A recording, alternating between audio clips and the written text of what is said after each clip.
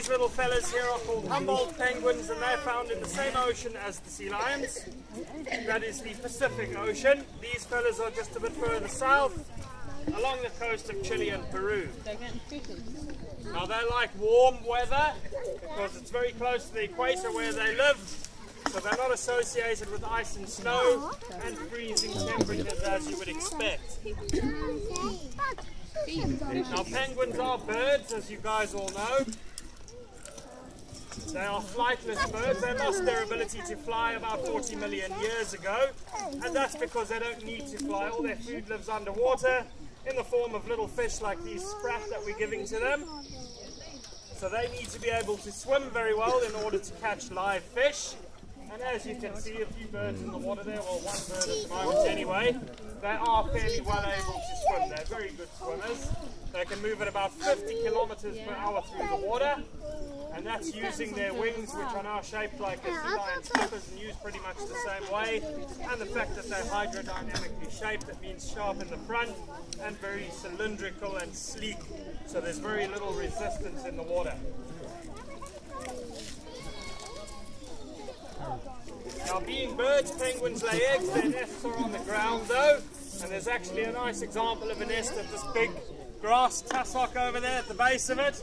One of our penguins actually hollowed that out, but they chose not to nest there because there was obviously too much interference from the visitors.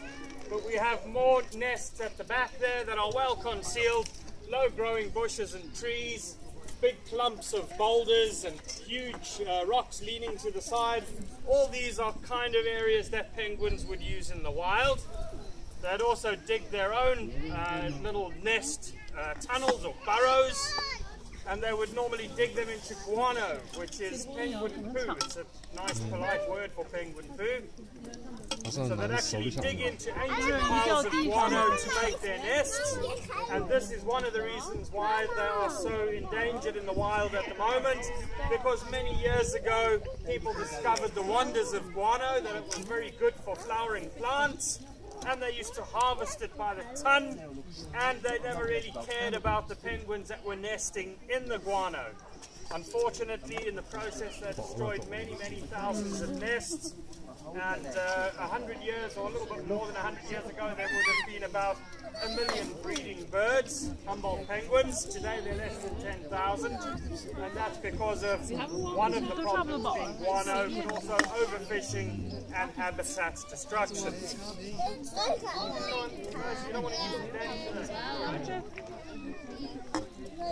Now we have 16 birds in this habitat. Kieran has 4 chicks in front of him, and there's a little girl with a white spot on her forehead to Kieran's left. So the 4 chicks, that leaves 12 adult birds, breeding birds. So 6 pairs altogether is what we have, 6 boys and 6 girls. Now the difference between boys and girls is a bit tricky just by looking at them, but there are a few differences. We actually have a pair here to my left. The male is standing closest to me, the female a little bit away. You'll see the male is about 1 inch or 2 taller than the female. His head is also a little bit stouter, a little bit broader across than the female. His beak is a little bit heavier or bigger than the female's beak. But that's about it really, that's all there is in the difference. And even then it's quite easy to get it wrong. Little Joey over there, up until about 6-7 months ago, his name was Chloe, and his mother's name is Jimmy. Seamus, and don't worry about old Seamus over here, he's got a bare bum at the moment.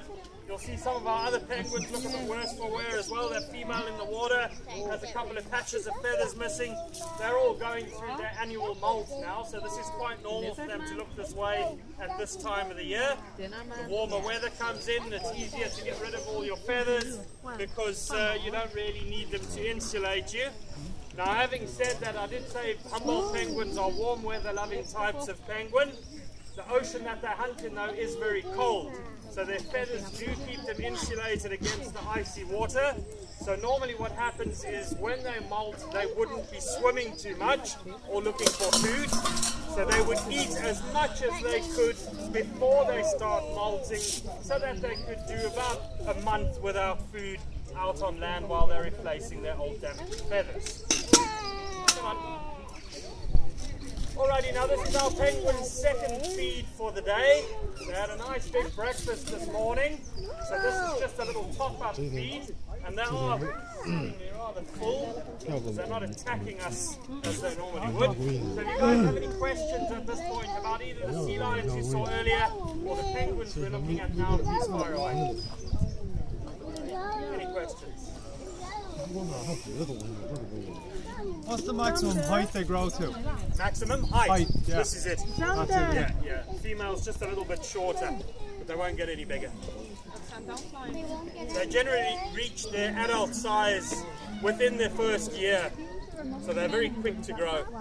What kind of weight are they?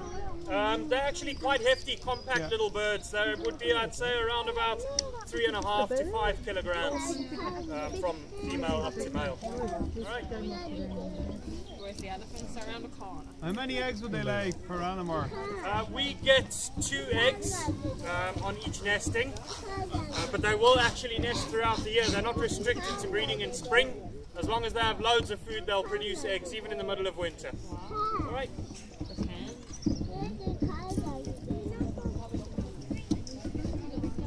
Any other questions, guys? If you're wondering how we identify individuals in the group, it's quite easy. Just look at a few adult penguins facing you front on and you'll see each one has a different spot pattern, and that's pretty much what we use to identify each individual bird. Yeah.